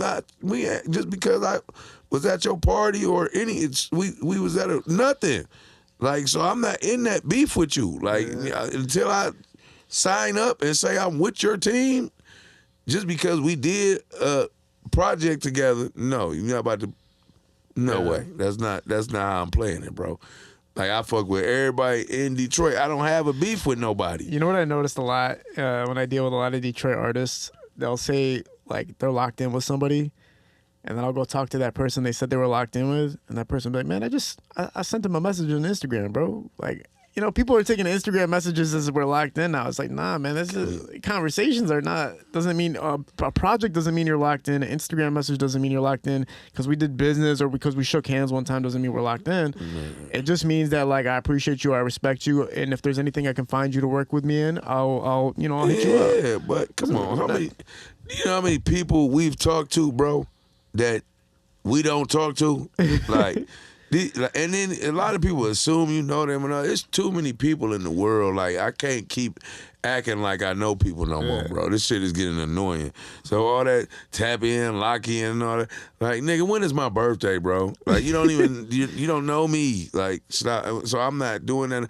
Like, fans and all. Cool. What's up? You doing? But all that fake. Because there's so many celebrities in Detroit, like quote unquote celebrities that like everybody. You have to know who everybody is, but it's just like to you, it's like, bro, like you gotta understand, like this Detroit celebrity shit just started, kind of like it wasn't even before the movies and all that type of shit. Like, so imagine, like, okay, we had the Blade Icewoods and the cast, but when the movies and shit came out, then it was us. You know what I'm saying? So.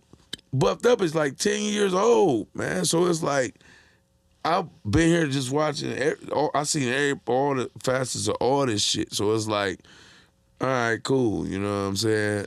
It's this shit is at the peak now where we can actually, it means something now. You know what I'm saying?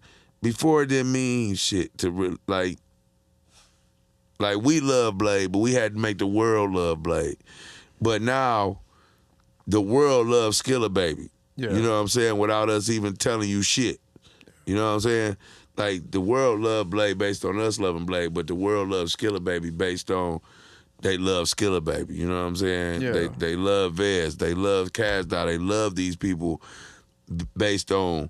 So now the world love Detroit. Like, we not forcing Detroit on nobody. So to be dope in Detroit actually means something now. You know what I'm saying? Yeah. So, like, that's why your run is dope. Like, you're a Detroit podcaster, but at the same time, that shit looks larger than life. You know what I'm saying? Like, can't nobody take that shit away from you. Like, no matter who your guests are, your show looks like, oh, man, I need to hop on that bitch. You know what I'm saying? Yeah. Just like everybody want to hop on the radar right now and do their freestyle and all that type of shit.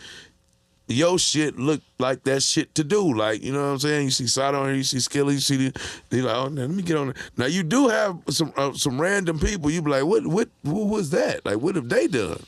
And you be like, okay, but Kid L, cool ass dude for giving them an opportunity, you know what I'm saying? And interestingly enough, the people that didn't have any names went more viral than the people that did have names. Because they're talking they shit. Yep. You feel me? Like, they really out here like, fuck the world, bitch. Like, nigga, you gonna know who the fuck I am now after this. Yeah. You know what I'm saying? And I like, that's what I like is the hunger, man. You know what I'm saying? Yeah, people were so upset of like, they'd message me, be like, you're not representing Detroit culture with these guests that you're putting on. But I'm like, bro, these people are from Detroit. Yeah. They're representing the culture because of who they are and where they come from. So you're telling me we got it wrong 357 times? Yeah. Like, you know what I'm saying?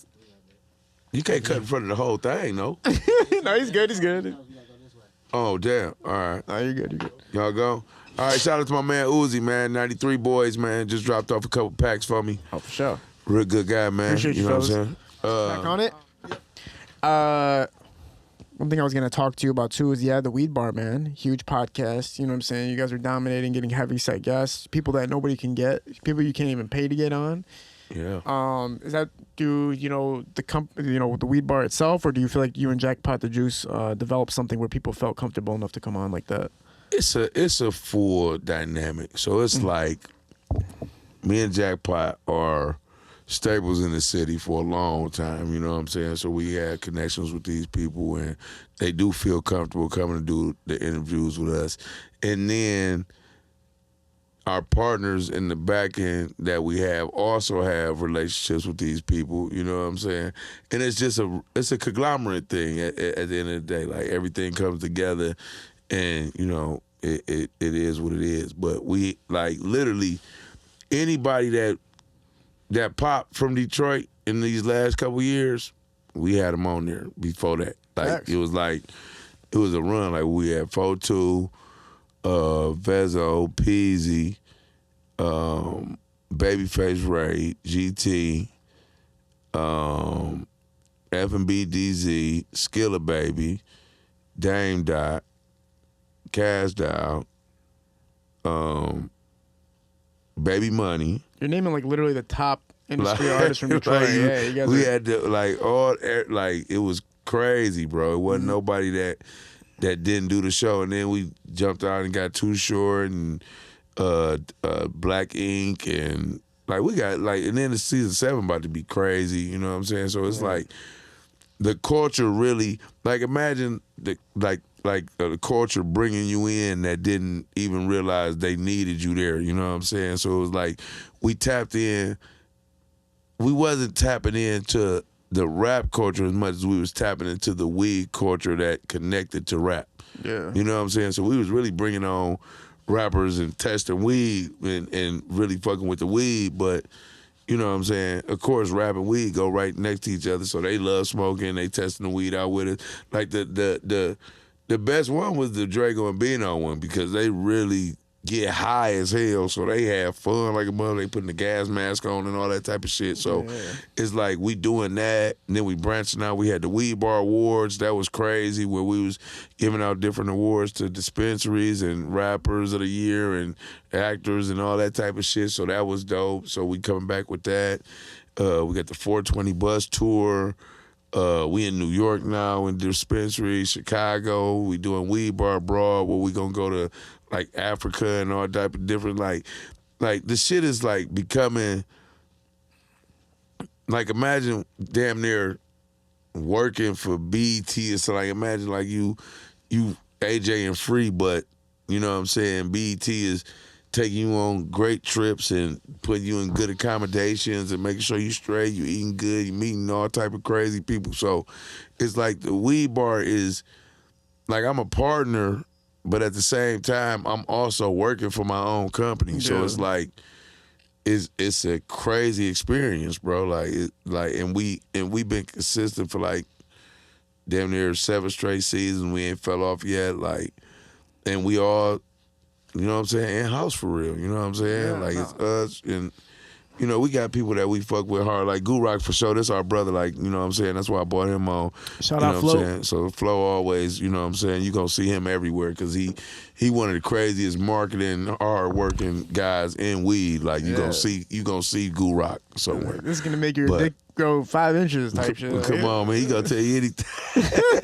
So, Start rubbing the shit on your dick and it's like, it's about to grow like that. Yeah, pause all that, but, you know, like, man, I'm tired of the pause era, man. You're not tired of the pause era yet? I've been tired of it, but you can't beat it. So it's like, okay, you can be tired of it, but who initiated the stop? So, like, once you just stop on your own, now you just sound like you talking spicy everywhere because everybody's still playing pause. So it's like you almost gotta. But I'm big tired. Like, I want to talk so bad, man. I can't talk. Can't talk about the same I can't eat. I can't talk about food. I can't talk about shit, bro. Everything is, you know, like this is really a record interview of like no pauses. I think because I've been really paying attention, but yeah, man, that shit is crazy because nothing is not. You know, it's a lot of shit that just sound wild, you know what I'm saying? But I told somebody the other day, if you keep saying pause, it kind of feel like you looking for the gay in everything. You know what I'm saying? Yeah. Like, why is everything, like, why just... Why is your mind so freaky? That's all I'm saying, bro. Like, you don't understand that this is a food, bro. I can't just eat a hot dog without you going wild on me. Like, oh, damn, you eating a hot dog? Like, why is this a dick to you, fam? Like, something wrong with you, cuz I'm just eating food. Like, you need to fix your mindset, but it still be fun to catch a nigga saying some wild shit, though. I ain't gonna lie. Like, when you catch it, it's fun, bro. So that's why it's not going nowhere, because it is fun from time to time. It is fun, but when people are paying attention to every word they're saying to make sure they don't say something crazy, it's like, wow, man. Yeah. Like, what are you gonna do? Open up Pause's Hot Dogs or something? Like, at the end of the day, bro, That's a good ass restaurant. What? That's a fire ass restaurant. Like, Pause's Hot Dogs? Like, you just sell hot dogs and sausages, but the whole place called Pause. Hey, let's do it. Cause you remember I got the little line in buffed up when I'm like, yeah, let me get 3 of them fat ass sausages, no homo. You know what I'm saying? So if we drop Pause, and everything in there is like wild hot dogs and so. We be rich, son.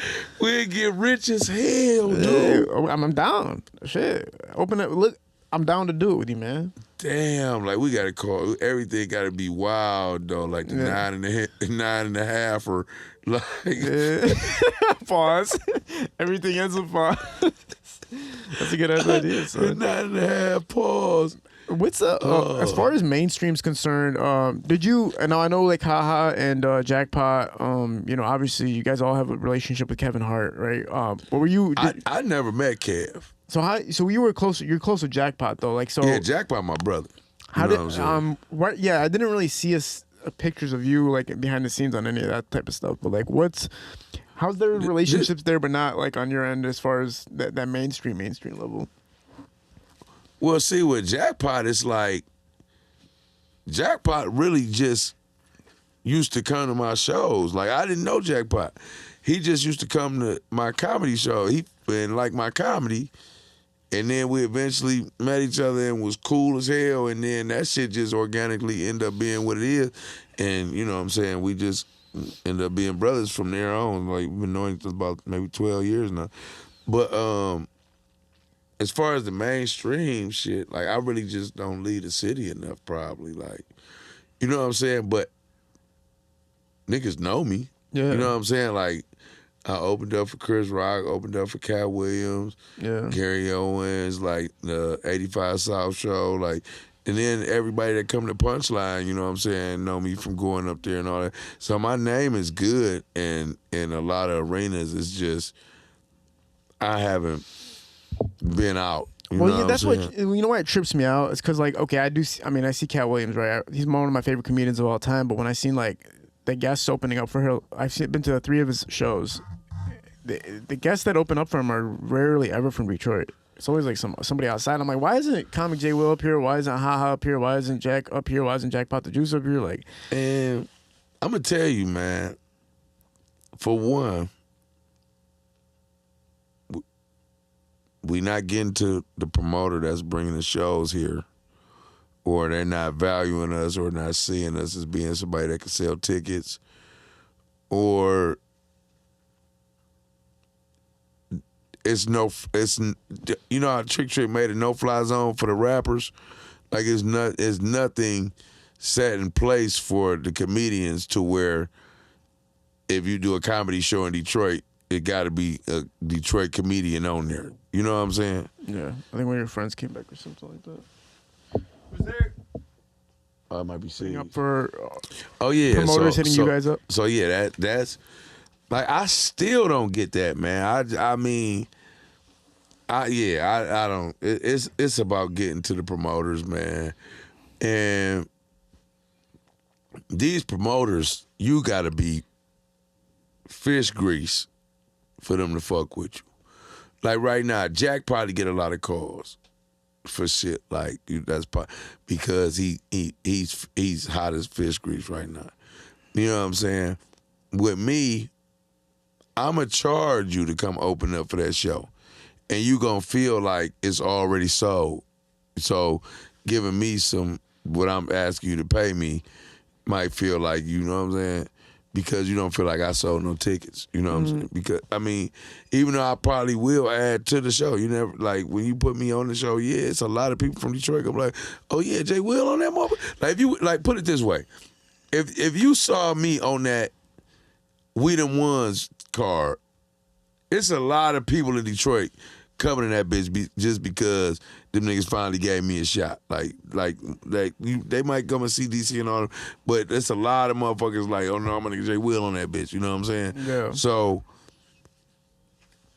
I don't get it, but you know the only what I'm argument saying? I have to that is like when I would go to these opener shows and I wouldn't see Detroit opening comedians, that the comedians opening up didn't promote anything about the show, or even if they did, their pull wouldn't really matter because they're not from Detroit. So like only a person from Detroit can pull openings for Detroit.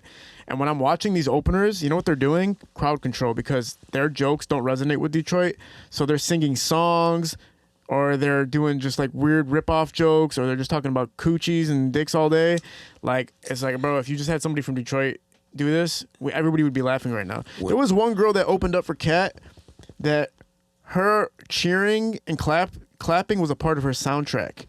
It wasn't even real. Oh, man. Bro, I was watching it and I'm hearing everybody clap. I'm like, man, y'all not seeing this bullshit? I turned around, there was nobody clapping. It was literally the sounds coming from the speakers of people clapping. It's Blunt Terrible 2 seasons. I want you to know I'm like, that. why didn't you guys just get a Detroit artist to open up or Detroit comedian to open up? Everybody would have been going crazy right now. And that's when I opened up for Chris Rock, he literally came out the back and said, because my last joke, back when I used to do that, I used to have a little joke. I'd be like, what you call a girl from the east side? What I say? What you call a gay girl from the east side that drive a van? And I'm like, what? And I'm like, a Van Dyke. You know what I'm saying? So Chris Rock came out the back like, yeah, local joke. Was that? It's like they like that type of shit. Like when you connect like with like your crowd if you from here, because it's an advantage. You know what I'm saying? Imagine if you had local jokes for every city you went in. Like you got Chicago jokes when you in Chicago. So now you get to connect to these niggas directly. You know what I'm saying? Whereas you go in Chicago and try to connect to some niggas and say some dumb shit about Larry Hoover and get killed, like, because you're not from there. You don't have no, you know what I'm saying? Chappelle used to be the man at that. He used to come, like, I think Killing Them Softly, he opens up with a joke about the entire city. San Francisco. Yeah, talk about the backdrop and all that type of shit. Yeah, but no, the one where he talks about San Francisco and he was talking about Birkenstocks and how everybody's gay and shit like that, like seeing couples kissing across the street. He just like picked up what's going on like from what he sees, and then he would get into his real actual set. See, and then I fully don't know it. Like, I let him deal with that shit, because the man. Like, they go crazy. If you're, let's just say you're on tour, you're going crazy on tour, countrywide, nationwide, whatever. Are you putting phones in the pouches like these comedians are doing right now? Man, I don't know. You gotta understand, bro. Like, I really don't know how to be like that. Like, you know what I'm saying? Like, I don't know how to be that type of celebrity, like, to do extra shit. I'm happy you there to see me. You feel me? Like, so I'd rather you go make some videos, put them on the gram and all that. I don't care, because I don't, even though I do say a lot of my same jokes sometimes, I'm always going to say something different, so I'm not in the box of, oh, that joke is on social media, now I don't have no more jokes to tell. Like, I just whip another one out, you know what I'm saying? So, have you ever told a joke that the audience wanted to laugh, but it was just too controversial? Oh, nigga. I got a Whitney Houston joke, right?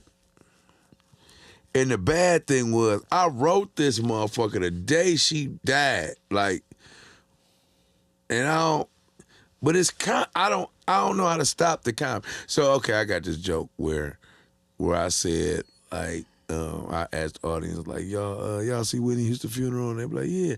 Like, yeah, she had a real nice funeral. But if you didn't know, it's some extra bonus footage of Whitney Houston funeral. If you type in CNN and then type in Whitney Houston's grave site, they take you to the grave site and show you, Whitney Houston grave got about 8 different tombstones around it. It's the only grave in the whole cemetery with multiple tombstones. And the reporter, he trying to figure out what's going on. So he walk up to the family and ask, like, hey, yeah, I'm not trying to be rude. I see you guys are grieving, but we just wanted to ask one question about why you guys had so many tombstones around Whitney's grave like that. And then I said one of her nephews stepped up and talked to the reporter, like, well, the reason for all the tombstones is we just all felt like if my auntie was still alive, she'll want to be surrounded by some big ass rocks. But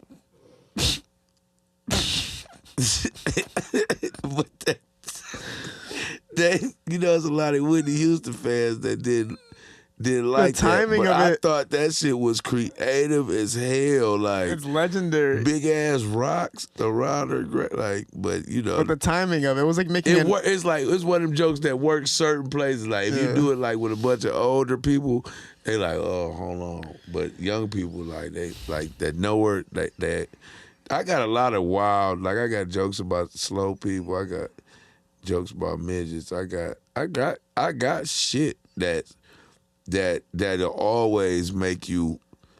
But for the most part, I figured out how to make it enough where everybody can laugh, where it's not, you know what I'm saying, it don't hurt feelings no more. Because I used to just, oh man, I used to be relentless, bro. I remember I did a breast cancer show, and I was like, you know, I was just telling them, like, I feel like breast cancer is like the most selfish cancer out. Like, y'all don't really share y'all shit with nobody. Like, y'all the only ones with a ribbon. You know what I'm saying? Like y'all make people wear pink cleats and pink socks on football and shit. Like I understand, like y'all got a bad disease, but it's niggas that lost their nuts that deserve a ribbon, or you know what I'm saying, a little run or something like that. Or like titties, like that's not the only cancer. Like what about the nigga that lost his left chest cavity? He don't get a color. Like we can't wear black for the color of his lungs for the month or whatever. But testicular cancer. Right? Like dog, you mean to tell me we can't get a testicular cancer marathon? That's what I'm saying. For men that lost both of them bitches? Yeah. That's wild, bro. Like you. Why they don't get him no love? Why they don't make this a big, that's ball crazy. cancer awareness? I think because testicular cancer can't kill you. I think that's why. Breast cancer can't kill. Testicular cancer can kill you? Any cancer can kill you. Oh, shit. Come on, man. I thought, but yeah, that would suck. I love getting my balls But you can get them both. Like, just like they gotta have the double. What's the? I don't know what the breast removal is called. I forgot the name. Yeah, you can have that, but nigga, you can have a ballsectomy too. Like if they die. So that's what we need to do, bro. We need to stand. Like this women's movement is killing everything, and we need to stand up for men, bro. You know what I'm saying? So yeah, I'm gonna drop that because I know it's a lot of. But I don't want people to think I got it once I start supporting it. Yeah, I think you have to have it to do it. You have to be like, I survived ball sack cancer. That's crazy. Give me 2 seconds, fellas. Speaking about ball sacks, got my gotta pee real quick. What about my son? What about your son? That's about our kids and shit. Like, busy now, man. Your daughter big as hell right now. Yeah. She probably just won't give you no cheese. That's why you mad. Man, that's weird to watch. Somebody dissing you and then saying that they never wanted a problem with you in the first place. I mean, you gotta understand, bro. Like, he want us to feel like Benzino trying to find his way back into the heart of the people, and he think by just coming out and saying he fucked up on the inside gonna make us forgive him and forget for everything. But it's like at the end of the day, niggas ain't really tripping. Like who really was tripping on Benzino for real? You thought we was tripping? Like who? Like you think Benzino? Like you thought? Okay, so at any point in time, you think it's some niggas in Detroit waiting on Benzino to touchdown? Like, man, we fucking that nigga up as soon as he.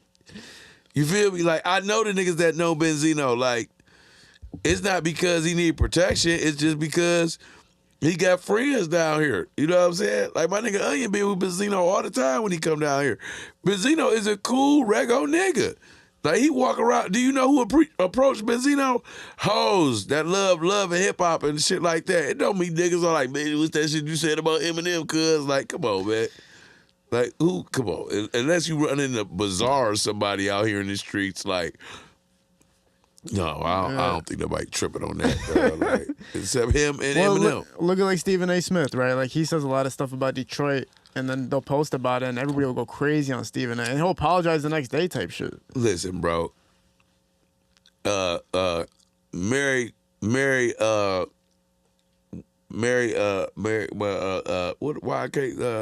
Sheffield. No, Mary Sheffield went ham on Stephen A. Smith. Like, I was like, when Mary Sheffield said what she said, I was like, she the new mayor, dog. What'd she say? she was like, nigga, just don't speak on Detroit because you don't really know nothing about Detroit and you don't know what we've been through and this and that. No, but the way she was saying it was so gangster, like whole ass nigga, like that's what I heard. Like, so and then she made Stephen A. apologize. He like, well, I'm sorry, but then when he apologized, he gave respect to spots that ain't even Detroit. Like, I apologize, I forgot about West Bloomfield and there. Like, that's not Detroit, Stephen A. Smith. So, but he was scared though. You know how Mary came at him. I was like, yeah, I'll vote for her. You know what I'm saying? That's my mayor. You can't just say anything about Detroit and get away with it. It's kind of crazy, right? Hell no. Like, now, it's somebody gonna speak up, bro. Like, did you see that they got in that boy ass that did the Blade dance on the Lions in that place? That nigga had to apologize to Blade, son. And he did? You ain't see Blade posting the inbox? I didn't see he apologize. He was like, man, I was just showing love my auntie and them from that way and blase split, but it was in Lil Blade inbox and shit. Like, niggas wasn't playing with. Yeah. You ain't gonna do that do you think in the city? He's capping? Do you think he was doing it do you think he was doing it to piss people off, or because he actually does have people from this way? You gotta understand, I'm in the NFL. I just scored on y'all niggas in the city. This about the hardest way to stun on y'all. Like, if I know this, I know what this represent in your city, and I just scored on y'all niggas in the game. Like, yeah, I gotta do it. That's like if he had a buffs in his pocket and just put them on real quick and had somebody snatch it. Right? Oh yeah, Oh, that would have been crazy. Like, like anything that if you in another nigga city and you do some shit that they known for, like if I'm playing the Falcons and I do the 8-time stomp in your end zone or whatever, like all that shit looks sweet to me. So it's like I ain't mad. Like I like when sweet niggas do arrogant shit, like, you know what I'm saying? Like Kobe and Michael Jordan when they do some shit and then do this in your face and all that type, like just cocky ass, like yeah, like I don't mind as long as you that nice to be able to be doing it. You know what I'm saying? For sure. Like Katt Williams wouldn't have been able to go on Shannon Sharp's show and said everything he said if he wasn't the coldest, right? Like he wouldn't have been able to do it. And then Katt Williams, just you gotta understand, man. He been around for so long, so it's like he know all you niggas because he been on that level for all these years and been acting on it. So he got stories with all of y'all. Yeah. But at the end of the day, who the fuck that Katt Williams mentioned is like, Steve Harvey ain't got no goon like you. Who you beefing with? Like you now you expose these niggas. Kevin Hart kind of does. Kevin Hart is a businessman. Like he don't want to fight Katt Williams. Like so it was like to me. The interview was entertaining. You know what I'm saying? But did it need to be said? I don't know, because I don't feel no different about these niggas. You know what I'm saying? Like, I still feel the same way I always felt about Steve Harvey. Like, nigga, quit telling all the hoes the game, nigga, and making these bitches smarter. Like, so, I don't have a problem with none of these. I don't know if they stole shit and none of that. Like, so, I mean, you telling me this about them. I still haven't experienced this. So you know what I'm saying? I only look at people based on my experiences with them, bro. If I don't know you, I don't know you. So I'm not about to let you tell me, oh no, Kid L weak as hell, bro. Don't even go up there fucking with him. Like, I don't know Kid L. You know what I'm saying? Let me go up there and see if he weak as hell, and then I'll let you know. But nigga, you ain't did shit. I don't know where. If somebody got a problem with you, I don't know where it would have came from, but I've been here the whole time, and it been like... No, the only people who have a problem with me are, like, the people that are starting podcasts, because, you know, to tear somebody else's down while you build yours up is, like, a smart strategic move. Oh, yeah. And so, like, all I figured out that was happening was everybody who already hated me found an outlet to speak about their hate about me, and everybody that was on the fence about me made a decision, like... Fuck with Kill, don't fuck with people, and everybody that supported me. So that's how it goes with everybody, right? Like you have enough support and you have enough people that hate you. I don't think people know you, man. Like at the end of the day, like unless you just pulling the wool over my eyes, but like I I can't see where like it you know. You just paint the narrative, right? Like if you are promoting on these platforms and painting the narrative about me, people are gonna look at the narrative and be like, yeah, all right, fuck it, that's what I think too. Yeah, and go with it. It's easy to do it. And then okay, so I see it now. Yeah, the narrative they paint. If you want to believe it, you could believe it based on, you know what I'm saying, you just being a person that speak their mind, they speak it, like you could believe, like maybe Cadell did say that or say that.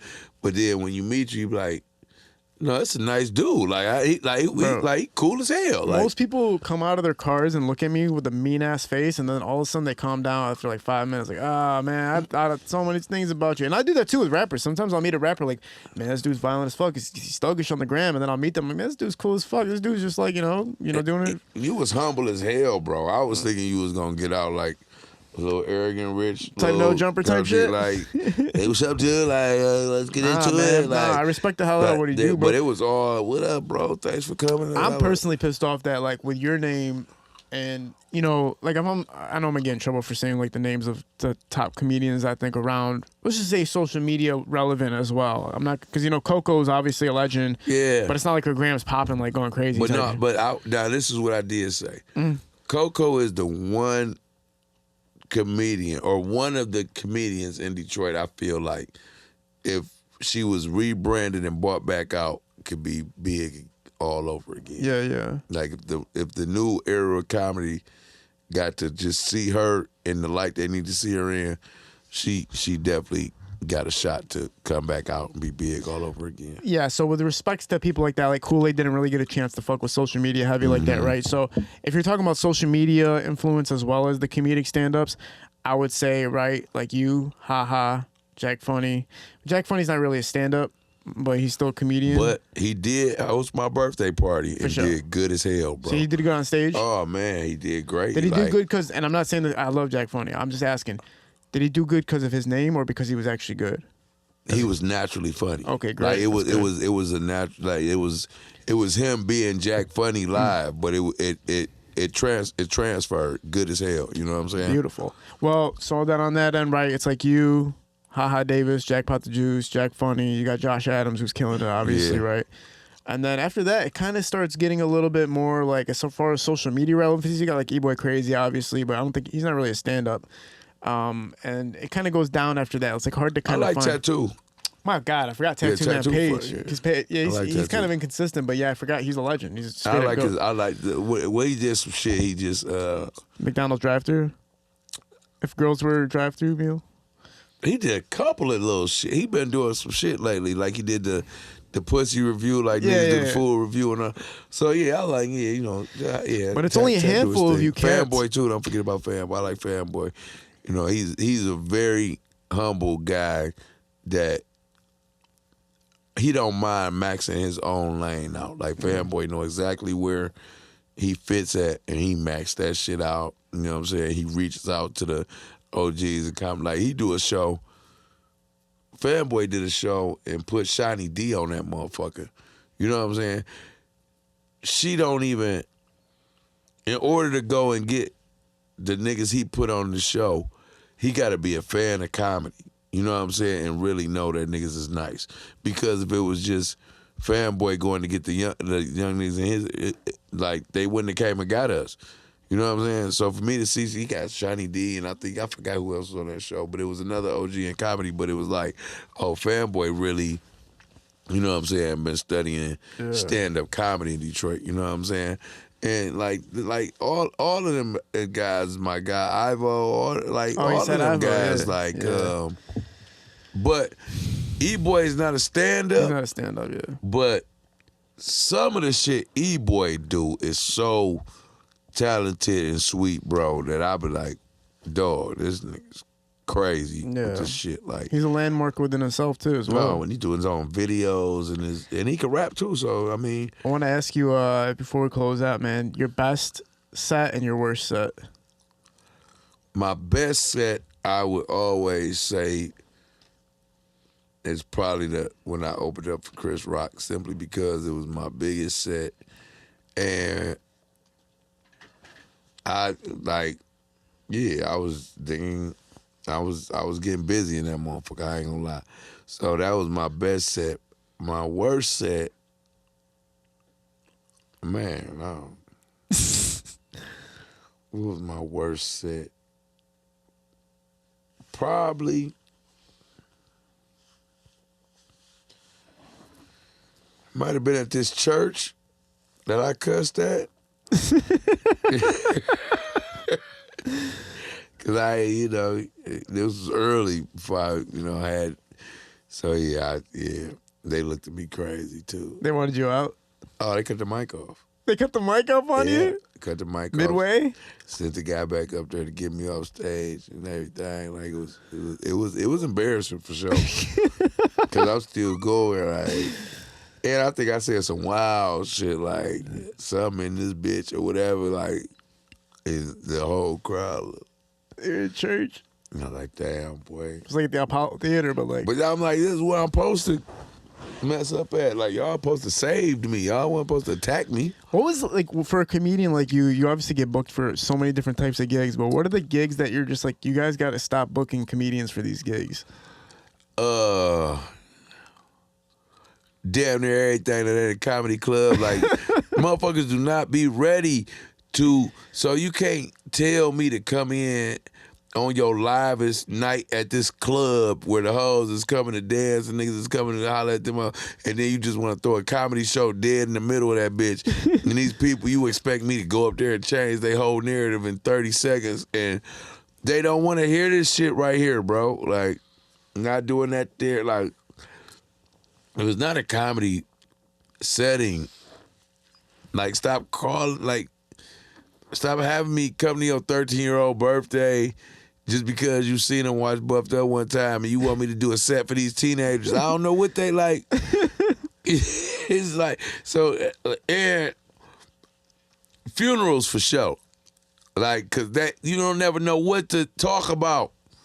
Like, you don't know who's still fucked up. If you could say something about the dead nigga, if you could like, cause I got little jokes, but I don't know if y'all cool with them. Like, I don't know if y'all cool with me saying, "Oh boy, gonna be sweet as hell when he get up there to heaven." Like, or what? Like, what am I supposed to say? Yeah. So funeral sets is hard, cause you just like I did a funeral for like this stud, but they had dressed her back up like a rego bitch, and none of her friends knew who she was. Like the niggas that knew her as the dude, like they was confused as hell because they had put her in like a little dress and everything. They was like, man, who's this bitch? Like, but it was the good. So I done been in some shit, bro, with this comedy shit, bro. Like. But I don't mind as long as the bread there. I'll try to find a way to be funny, bro. I don't like, cause it's all about delivery, dog. I learned you can say whatever you want as long as the delivery is funny as hell, bro. Cause my boy Mike McDaniel, we did a show at this firehouse, and they had like these pictures in the back, and there was one picture of a firefighter, but he was holding his body, but the it didn't look alert or whatever, but so this nigga go out there like, man, why would y'all take a picture of my man back there with that dead baby, man? Like, oh my God, man. That's as ruthless as comedy fucking gets. Like. Because that nigga talking about, man, this nigga can't pose or nothing. Y'all know that nigga wasn't ready to try to make this nigga look like a hero. That nigga did not complete the task, nigga. This nigga. Oh, dog. And when you look back there, the baby back there, like the picture is like, look, that he burned there, like, but for this nigga to go out there and say that shit, dog. Like, what would y'all? Because comedians don't know that, like, comedians can joke with comedians, but when it comes and that's the thing, he was doing it in the back with us. Yeah. Like but we ain't know he was going, but we ain't know he was going to go out there and say that to them, dog. And all the firefighters there, man, them niggas, man, he nuts, dog. Why would y'all take that picture of that man, that dead baby? Man. But I don't even think the baby was dead, because out there they would have took a picture of him, but it was so lifeless. I guess they just saved him out of burning building. They had to. Oh, dog, that shit was hilarious to me, dog. Jay Will, man, this has been an amazing talk, bro. I'm not gonna lie. Hopefully you come back again and just help, bring comedians back in the shit and keep rotating. You know what I'm saying, man? Like, getting the scene with the comedians, man. I think there is a lot of hidden talent in Detroit, and it needs to be put to light, bro. There's so much talent out here. I'm gonna tell you, if I had to put together a starting 5 of Detroit comedians, I would go me, Josh Adams, Mike Larry. Yeah, throw T-Bar just to CP. get a female in there. Oh, if we gotta have a female, You gotta get T-Bar in there, man. T-Bar my baby for sure. T-Bar. But if I go female, just cause I'm gonna go with Coco, just cause Coco my baby and she a legend, and I, what I'm saying, it ain't no favoritism or nothing, but I would just pick Coco on the starting 5. You know what I'm saying, and then probably go with my dog. Probably go with my dog CP on there. And then, on the bench, we got we got Howie Bell. We got Mailman. I got my protege, D Pounds. He funny as hell. We got Shorty. We got Marv Ross, Fago. Who else? We got some niggas, man. Who else funny? If John Witherspoon was still alive, you could throw him on the roster. Oh, John was on the roster.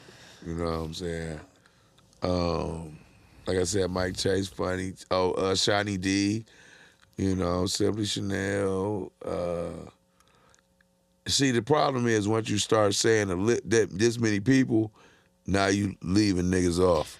Well, what you really did, though, and just for everybody watching that does listen to that, you named all real stand-ups, though. You didn't. You didn't do the crossover like Instagram celebrity stand-up. You did just straight up. Those are straight up comics. Yeah, I'm only doing stand-up comedy. Like most of the comedians, I say you not, if you don't go to comedy shows, then you know what I'm saying. But with Instagram, it's understood, bro. Ha is the top dog in this bitch. Then right now I would say Jack come after him. Yep. And after Jack. I really don't know. Tattoo Man Page is the highest volume of views when he posts. But as far after them two, I'm gonna tell you this: Jackpot is the best writer on Instagram. Like his skits and shit, he got the most relatable shit. Like all his shit, you be like, man, I just did that. But yeah, right now, after Jack. You kind of try to figure out who really. I know who it is, but I'm not gonna get in trouble with you. Bro, it's fucking Ha Davis #1 as far as views and engagement. Ha Davis is #1. Number 2 is Jack Funny. Number 3 is Tattoo Man Page when he posts. When he actually posts, his shit goes up crazy. Jackpot the Juice. And then it's E-Boy Crazy. Stone the Comedian. Super Ray 4K. He been busy. Yeah, so actually Super Ray's probably like top. Yeah, Super he's Ray not on. busy. He's not on camera, so it's hard to count that Right. on their caliber. Then you got. Then it kind of falls off after that, though. After that, it's kind of like everybody's in their own little tunnel, So you saying these are the people that when they post, it goes up everywhere. It goes up. Okay. Yeah. So. Yeah, I got to figure out the demographic, man, the algorithm and all that type of shit. But I kind of know it. It's like if you just stay consistent for about 30 days straight with some shit. That's all it is. Yeah, you good. 30 days and you're good. Is there any events you want to promote or any projects you want to promote? We getting ready to do the Bodie James 227 day. That's on the 27th of February. So, keep a lookout for that. Weed Bar 420 bus coming up. Weed Bar movie coming up. You know what I'm saying? That's going to be a big deal, too. Like, when we do this Weed Bar movie, that's going to go up. You know what I'm saying? Weed Bar candy bars on shelves right now. You know what I'm saying? You can get this at a lot of spots right now, but be careful because it's the strongest edible in the game right now. Trust me when I tell you. Yeah. You know what I'm saying? And we done had people ask us, is it dog food in there? And it's not, you know what I'm saying? But it will drop you like it is. You know what I'm saying? Try it, man. It is what it is. You know what I'm saying? And, you know, just whatever you see my name on, man, I don't know how to do this part right here, kid. You know what I'm saying? It's like, I'm learning, but I don't really know what That's shows why you gotta I keep got. coming back on, man. Like I would like I want to be like the Skilla baby nigga that got multiple Kid L interviews, and every time you put it, like I want a pen. Like if I need you to be here. Can I get a pen? Yeah. Like I want a pen on, because I feel like today we got like a lot of like shit out the way, but I feel like we can really. You know what I'm saying? We're gonna tear this bitch up the next time you're on. You feel me? Talk some shit. Yeah. Really get funny and get the jokes. We both know that when you first meet somebody in the city or you first meet somebody at entertainment level, it's like you gotta have an understanding. Sometimes me and you probably could have just went right into the shit though. Yeah, because we trust each other. But sometimes I'll sit with somebody. I'm like, man, do they know what's happening? Like, and you didn't hold back. You ain't never heard nobody ask Vlad shit. You know what I'm saying? Like, they just sit there and answer all his questions. But you didn't shut down when I started answering. You was like, oh, no. You came right back. I was like, oh, yeah. Yeah, okay, that's cool. Yeah. So, yeah. Next time we're going to bounce back and forth more, have fun with it. You know what I'm saying? This was dope, man. Oh, I got my son, too, man. I want to bring my son. You know what I'm saying? Could I just show him real quick? For sure. Here, come on, man. Show the people you real quick and let them know you was here, man. I was gonna put you on the show, but it wasn't a lot of room. I ain't want you to be on the love seat with two niggas like that. This is my son, man, Real Danny Cash. He got a new movie out called Moet. He the future right now. I'm putting everything behind him. You know what I'm saying? This kid, give him some love, man. Cool nigga, man. You know what I'm saying? So when y'all see him on something, man, y'all check my son out, man. Moet out on on Amazon Prime and Vimeo right now. So. You know, this is what I do everything for, man. You know what I'm saying? I couldn't do this without acknowledging him. So, shout out to Rio, man. You know what I'm saying? Sure. Coolest dude in the game. All right. Now get out of here, man. So, again, man, appreciate you being a part of this, man. Look forward to all the projects you mentioned. Like I said, next time you come on here, we'll be able to go back and forth, man. But it's good to have everybody hear your story in a linear process. You know what I'm saying? Yeah, and that's kind of the goal. And there's way more levels. Like I said, man, we'll just keep doing them until people don't want to watch them. You know what I'm saying? What you got to. That's how you got to do it. Hopefully, we see you buffed up too soon, even if it's like a prequel where it was like mahogany wood before they actually got to the buffalo, something like that. Yeah, you know whatever we gonna do, and we gonna make sure you in it. You know what I'm saying? Put me in there, man. Because somebody in your family sell buffs. Oh, for sure. Yeah, I know. And that's the thing. Are you?